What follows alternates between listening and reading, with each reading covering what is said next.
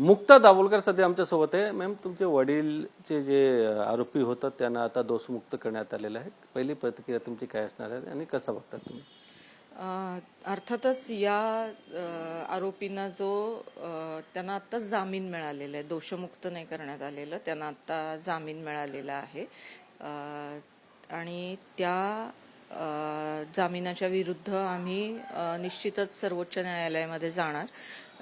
डॉक्टरांचे जे 2 convicted accused होते, 2024 साली डॉक्टरांच्या खुनाच्या केसचा निकाल लागला आणि त्या निकालामध्ये पुण्याच्या सेशन्स न्यायालयाने शरद कळसकर आणि सचिन अंदुरे या दोघांना प्रत्यक्ष खुनी म्हणून दोषी ठरवलं। त्यांना जन्मठेपेची शिक्षा झाली।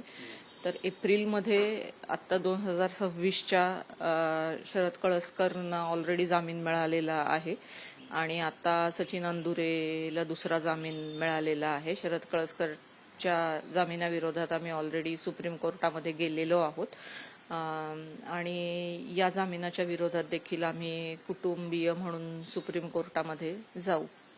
पण जामीन देण्याचे कारण, मुख्य कारण काय सांगितलं कोर्टाने? त्याच्या बेस काय होतं जामीन देण्याचं? ती ऑर्डर काही मी अजून वाचलेली नाहीये, आजच निकाल लागलेला आहे। पण मुळात 8 वर्ष आता हे आरोपी म्हणजे खरं तर आता आरोपी नाही, हे गुन्हेगार, कारण त्यांच्यावरचा गुन्हा सिद्ध झालेला आहे। तुरुंगामध्ये गेली 8 वर्ष ते आहेत आणि न्याय प्रक्रियेमध्ये जामीन देणं हा नियम आणि शिक्षा अपवाद अशा प्रकारचं एक तत्व असतं। तर मला जेव्हा ती ऑर्डर वाचायला मिळेल तेव्हाच हे समजू शकेल की हा जामीन नक्की कोणत्या मुद्द्यांच्या आधारे मिळालेला आहे। तुम्ही याच्यामध्ये काही राजकीय मदत वगैरे पण मागणार आहेत का? न्यायालयाच्या प्रक्रियेत राजकीय मदत मागण्याचा काही प्रश्नच येत नाही। मुख्यमंत्र्यांना काही पत्र वगैरे नाही, न्यायालयाच्या प्रक्रियेमध्ये जेव्हा उच्च न्यायालयामध्ये निकाल लागतो तेव्हा सर्वोच्च न्यायालयामध्ये जाणं हाच त्याच्यावरचा मार्ग आहे आणि आम्ही अशी अपेक्षा करतो की ज्या न्यायालयाने संपूर्ण पुरावा ऐकलेला आहे सेशन्स कोर्टने, त्याची छाननी करून नंतर या दोघांना दोषी ठरवलेला आहे।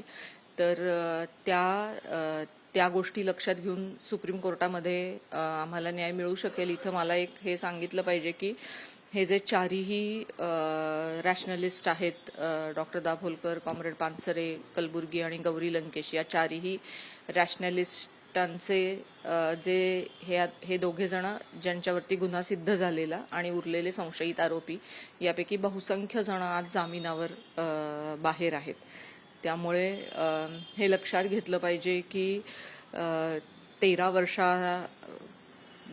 वर्षापूर्वी हे 4 खून साधारण एक 4-5 वर्षाच्या काळात घडून आले आणि त्यानंतर या खुनाच्या साठी पकडला गेलेला प्रत्येक माणूस हा आज जामिनावर सुटलेला आहे। मग अशा वेळेला फक्त तुमची मतं तुम्ही समाजात मांडत आहात म्हणून जर का या समाजात विवेकवादी लोकांचे खून होत असतील तर मुळात हे अशा प्रकारचे विचार मांडणारी जी इतर माणसं आहेत त्यांना लोकशाहीमध्ये मुक्तपणे स्वतःचे विचार मांडता यावे, यासाठी हे अतिशय आवश्यक आहे की याचे जे दोषी असतील त्यांच्यावरची दोष निश्चिती होऊन त्यांना शिक्षा झाली पाहिजे, ती शिक्षा पुढेपर्यंत टिकली पाहिजे। नाहीतर अशी परिस्थिती आज आहे 13 वर्षानंतर की या चारही खुनांमधले संशयित आरोपी आणि आरोपी हे बहुसंख्य सगळे जामिनावर म्हणजे समाजामध्ये बाहेर आहेत। पण कुटुंबियामध्ये एक नाराजगी आहेत का जे निकाल आले ते? तुम्ही लक्षात घ्या की यामध्ये जेव्हा आम्ही सुप्रीम कोर्टामध्ये जाणार आहोत तेव्हा याचाच अर्थ आम्हाला ही ऑर्डर चॅलेंज करायची आहे। थँक्यू। व्हिडिओ जर्नलिस्ट रंजनसह गोविंद ठाकूर, TV9 मराठी, मुंबई।